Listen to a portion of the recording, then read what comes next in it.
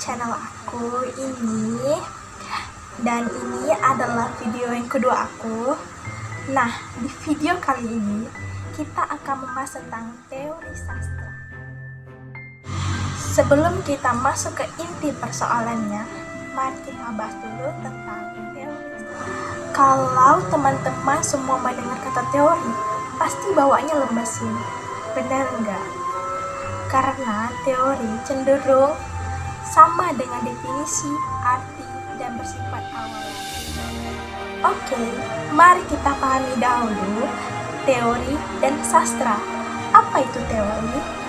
Yang jelasnya, teori itu adalah cara, langkah, sesuatu sistem yang harus kita pahami.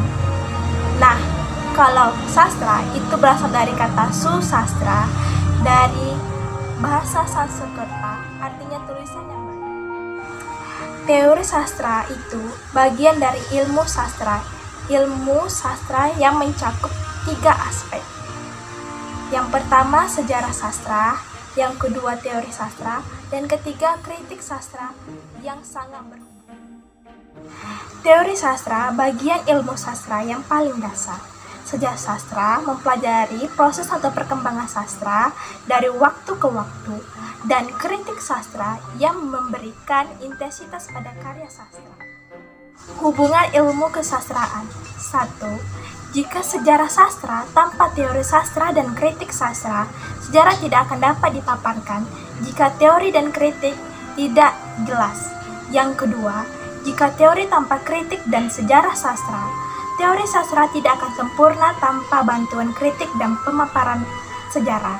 Yang ketiga, kritik tanpa sejarah dan teori, kritik sastra tidak akan mencapai sastraan tanpa sejarah dan teori sebagai landasan. Jadi, dalam mempelajari karya sastra, kita tidak akan sempurna mempelajari teori sastra jika tidak mengetahui sejarah sastra, membaca kritik sastra, dan teori sastra. Oke, sampai di sini dulu pembahasan kita tentang sastra. Semoga dengan adanya video yang saya buat ini dapat membantu teman-teman untuk memahami karya sastra dan teori sastra.